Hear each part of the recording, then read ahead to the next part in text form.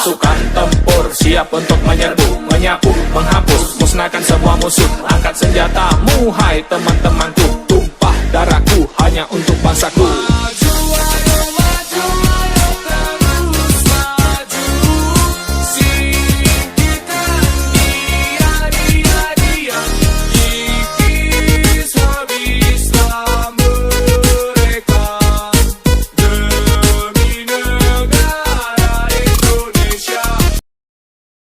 Assalamualaikum warahmatullahi wabarakatuh. Halo teman-teman semua, balik lagi ya di channel Story Nusantara, channel yang membahas berbagai macam hal, kisah, kasus, misteri hingga sejarah. Dan pada kesempatan kali ini, admin akan mengisahkan mengenai kisah prajurit Kopassus yang tersesat selama 18 hari di hutan belantara Papua. Belantara Papua ternyata banyak menyimpan cerita horor, salah satunya yang dialami prajurit Komando Pasukan Khusus Kopassus TNI AD. Prajurit pasukan eliter bernama Stefanus atau nama yang disamarkan itu membagikan pengalamannya tersebut dalam buku Kopassus untuk Indonesia yang ditulis Iwan Santosa dan Ea Natanegara. Disebutkan saat itu Stefanus ditugaskan sebagai komandan pos di Timika. Lokasinya yang sangat rawan karena keberadaan pentolan organisasi Papua Merdeka atau OPM, Elik Walid dan PDSY. Dia diperintahkan untuk menggerebek markas OPM yang harus ditempuh dengan berjalan kaki selama 6 hari dari markas Stefanus di Timika. Stefanus bersama timnya pun mulai berangkat ke lokasi pada bulan Oktober saat musim penghujan. Di hari kelima, mereka bertemu sungai dengan arus yang sangat deras. Tim pun memutuskan untuk menyeberang dengan menggunakan tali. Kebetulan saya jago renang, jadi ketika saya lihat ada prajurit yang masuk ke pusaran air, saya juga ikut masuk dan menyelam. Namun, sampai suatu titik sungai itu hilang dan menjadi air terjun. Stefanus pun menepi di tengah hutan Papua yang berada di ketinggian 4.000 meter di atas permukaan laut. 5 orang sudah menyeberang, 3 belum menyeberang, dan saya hanya bersama si kopral. Ini adalah satu-satunya motivasi saya untuk bertahan hidup dan mencari kopral itu, ujarnya. Anehnya, saat mencari prajurit tersebut, Stefanus tidak dapat kembali pulang. Dia tersesat di dalam hutan belantara.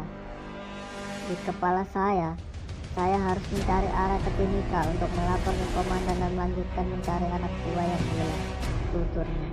Saat hari ke-6, Stefanus sudah berada di Ampang Sadar. Semua perlengkapannya termasuk sepatunya hanyut di bawah arus sungai yang deras. Stefanus mengaku melihat alam lain di hari ke-6 perjalanannya. Bahkan, ia mengingat menggerombol dan berkomunikasi, terus berjalan mencari anak buahnya yang hilang. Hari ke-6 itu saya sudah melihat alam lain.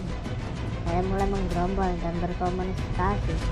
Mungkin itu hanya halusinasi saja. Namun anehnya, saya masih terus bisa berjalan. Bahkan sampai hari ke-11, saya berhasil menyeberangi sungai dengan lebar 200 meter sebelum tiba di Timika, katanya. Sama itu pula, Stefanus telah hilang di hutan Papua selama 18 hari. Dia akhirnya ditemukan oleh warga di Timika dengan kondisi selamat. Warga menemukannya dengan keadaan memprihatinkan. Fisiknya tinggal tulang berlulang, berbalut kulit. Matanya saat itu terus berputar liar. Saya hanya tinggal tulang berbalut kulit saat itu.